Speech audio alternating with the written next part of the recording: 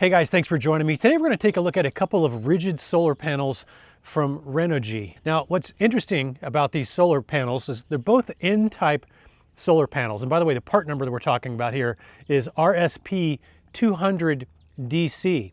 That's this guy over here. And then this one just adds an ASR, or anti-shading something.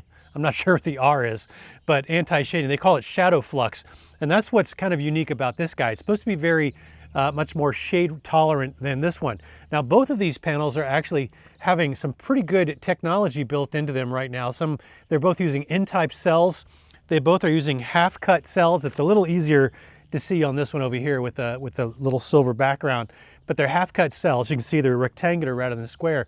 And they're 16 bus bar design instead of the much more common 8 or 9 bus bars, which used to be kind of the state of the art 5 years ago, but now 16 bus bars is where it's at. And the more bus bars, the better, because it reduces the overall resistance in the solar cell and allowing you to get more efficiency out of that cell. So this is basically the same panel as this one, except for the fact that this one has the ShadowFlux technology. So we're going to test that, see what kind of a difference it makes. This one is about, let's see, about 25% more expensive. I think they're listing this one about $249, whereas this one is right just under $200. Both of these panels have basically the same specs in terms of their volts open circuit and their maximum current, maximum power. Those specs I will put up on screen for you so you can see the details. They're not identical, but they are very close.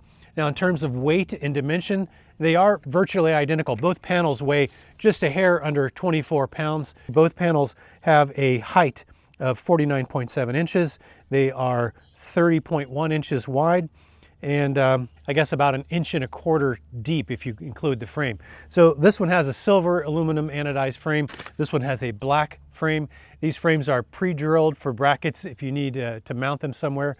But enough talk. Let's get these things out and kind of see how they differ. We got pretty decent sun. It's a little bit hazy out this morning, but at least no clouds obscuring the sky. So we should be able to get a nice, good comparable test result on what's different about this ShadowFlux panel versus their traditional panel. So let's get to it. All right, so I've got the ShadowFlux panel here. I've got the non-ShadowFlux panel over here.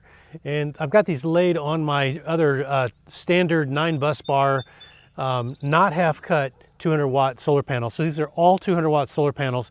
And we're going to get a baseline reading without any shading from each of these panels to see how well they perform. So we're going to start with the ShadowFlux panel first. I've got my MC4 leads here already connected. Let's go inside and see what kind of output we're getting. All right, so this is from the ShadowFlux panel. We're getting anywhere from 193 to 195 watts. That's definitely above average. Normally for a 200 watt panel, I expect, even a quality 200 watt panel, I expect somewhere around 175 watts under these particular conditions. So there's some wispy clouds out there, but it's mostly clear sun. So pretty happy with that result. All right, so to try to get a little more realism here, rather than just throwing a solid object over the panel, I thought I would actually try using a branch to simulate some shading here. And so I've got it, I'm going to try to position it exactly the same way on each of the panels, but I've got it on the ShadowFlux panel. So let's go find out what the drop in output we're going to get from that shading is. All right, so as you can see, we dropped from 190, call it 94 watts, down to 162 watts. And again, this is the shaded ShadowFlux panel.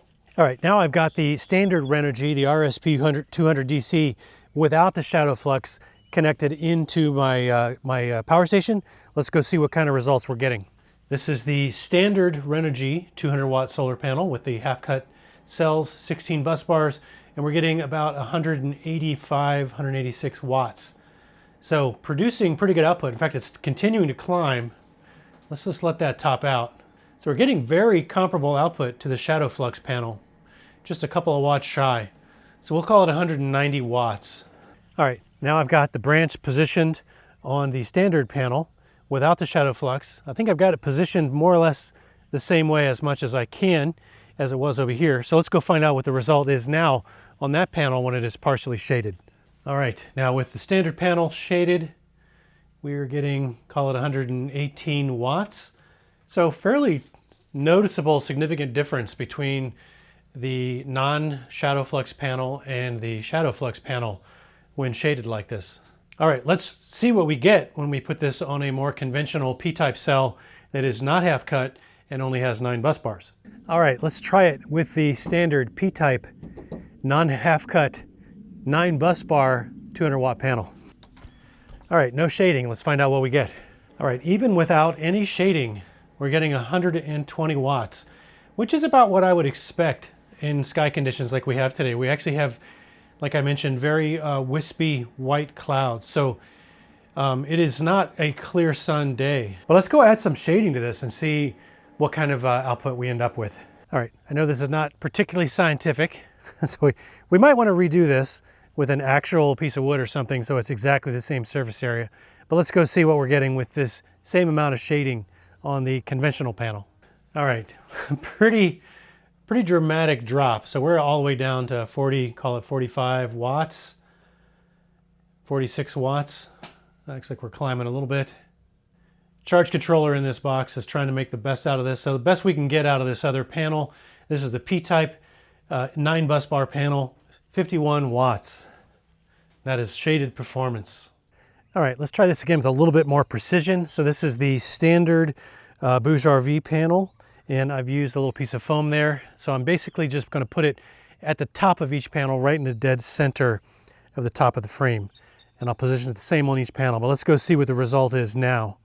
All right, so we are getting 49 watts. Interesting. It's not that much different than we were getting before. Again, so this is the foam panel shading on the top center of that Bouge RV 200 watt panel. All right, with the foam in the dead center.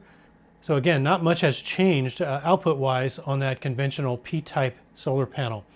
So let's go back and try this on the half-cut 16 bus bar non-ShadowFlux Renogy panel and see what we get.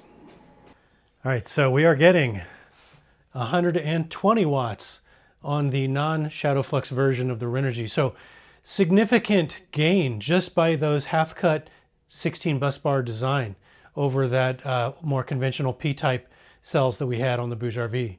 So let's move it to the dead center and find out what we're getting. All right, in the dead center of the N-type Renogy without ShadowFlux, getting 118 watts. So not a big difference from having the shading positioned up in the top center versus the very middle of the panel. So, and that's kind of the same thing we got out of the Bouge RV P-type cells as well. Not a big difference between the center shading versus the top center shading.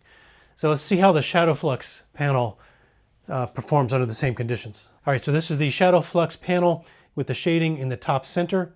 Let's find out what happens if we move that same panel down to the center.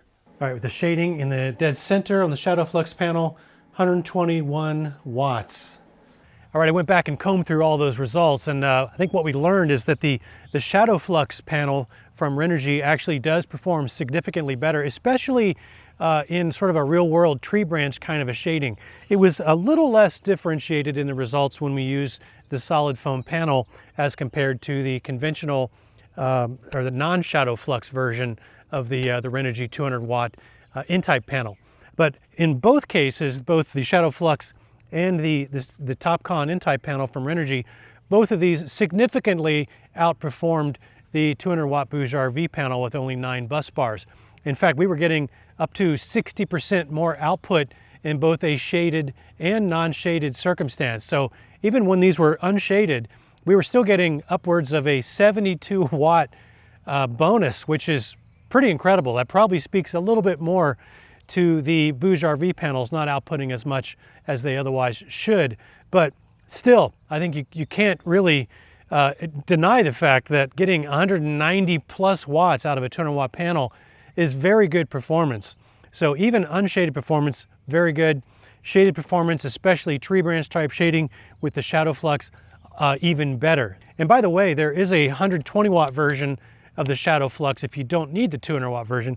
And there's a 100 watt version of the TopCon N-type panel here without the ShadowFlux. In terms of pricing, I think I mentioned this before, but I actually have recently gone in and double checked pricing online again, and they've actually dropped the price just a little bit. So the ShadowFlux 200 watt panel, I think, is currently going for about $239, $240. So it dropped by, I think, $10. And same for the non-ShadowFlux version. This is going for, I think, $189, $190 now. And while we're talking pricing, they do have bundle deals for both of these, where if you get 2, you can drop the price a little bit, the cost per panel drops, and then if you get 4, it drops just a little bit more. So the price does go down if you buy them in bundles of 2 or 4 for either the standard TopCon or the ShadowFlux panel. Now, in terms of warranty, both of these have a 25-year output performance warranty that warranties them to output at least 80% of their original rated output, even after 25 years. Now, the materials and workmanship warranty on the ShadowFlux panel is 5 years, and on the standard panel, it is 10 years. All right, I think that just about wraps it up. If you do have any remaining comments that I didn't answer for you on either of these panels, leave those in the comment section below, and I will do my best to try and get back to you on that. And per usual, I'll also leave links in the video description below on both of these panels, both for Amazon and for Renogy's website, if you want to go check them out and see what's up with these panels on your own. And then lastly, if you found anything at all in the video helpful, I'd very much appreciate it if you consider giving me a thumbs up on the video. That really does help. I do thank you for joining me for this video, and I hope you'll consider joining me for the next one. Until then, have fun out there.